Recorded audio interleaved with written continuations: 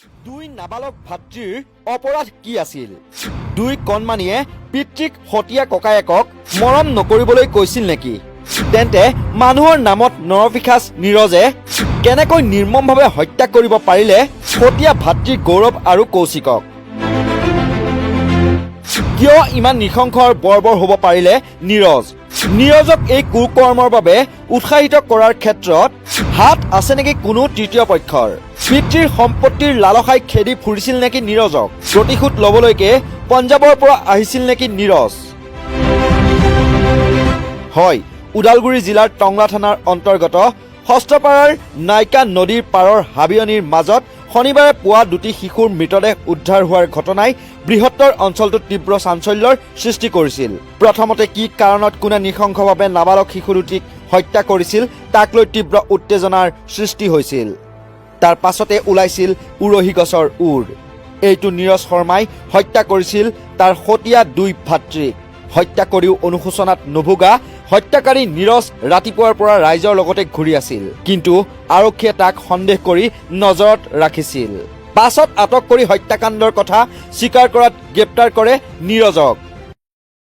এতিয়া এইটো কথা exactly both, like as you said, कि अपना family issue, family মাজত he feel depression কব পাৰে because he felt neglected.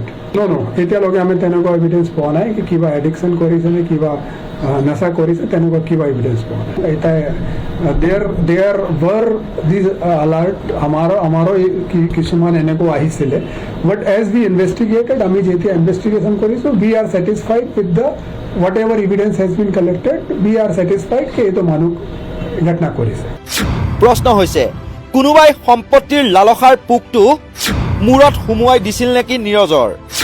এক অজান আশংকাই খেদি ফুৰিছিল নেকি নীৰজক? পিতৃৰ মৰমৰ পৰা বঞ্চিত হৈ ইমান আখৰিক হৈ পৰিল নে নীৰজ? কিয় মাতৃৰ ওচৰৰ পৰা 2 বছৰৰ পূৰ্বে পিতৃৰ ওচৰলৈ আহিছিল নীৰজ? যদিহে পিতৃৰ মৰমৰ পৰা নীৰজ বঞ্চিতই আছিল, তেন্তে কেনেকৈ নীৰজক ডিগ্ৰীৰ প্ৰথম ষান্মাসিকত নাম ভৰ্তি কৰাইছিল? শুনক BTR IGP বিবেকৰাজ সিঙৰ মুখৰে। বেসিক্যালি তাৰ অৰিজিনালি তো ইয়াৰে হয়, ইয়াৰ পৰা তার মাদার পাঞ্জাবত কাম করে, আর এই তার স্কুলিং তো পাঞ্জাবত হয়েছিল। লাস্ট 2 ইয়ার, অলমোস্ট 1.5 to 2 ইয়ার আগতে ইয়াতে আহিছে। ইয়াতে আহি এই বছৰৰ পৰা এই তো এডমিশন লৈছিল BA ফাৰ্স্ট ইয়াৰ পলিটিক্যাল সায়েন্সত। আৰক্ষীয়ে ইতিমধ্যে কৌশিক আৰু গৌৰৱক হত্যাকাণ্ডত ব্যৱহাৰ কৰা এখন বাইক খুকুৰি উদ্ধাৰ কৰিছে। আৰক্ষীয়ে নীৰজক নিজৰ জিম্মাত লৈ অধিক তথ্যৰ বাবে সোধা পোছা অব্যাহত ৰাখিছে। আৰক্ষীৰ প্ৰাথমিক তদন্তত বা সোধা পোছাৰ পাছত পিতৃৰ পৰা বিচৰা মৰম নোপোৱাৰ বাবেই দুই ভাতৃক হত্যা কৰা বুলি স্বীকাৰোক্তি দিছে, যদিও ৰৈ যায় কেতবোৰ প্ৰশ্ন। দুজনকৈ নাবালক ছাত্ৰক অকলে কেনেকৈ নীৰজে গভীৰ অৰণ্যৰ মাজত নি হত্যা কৰিলে?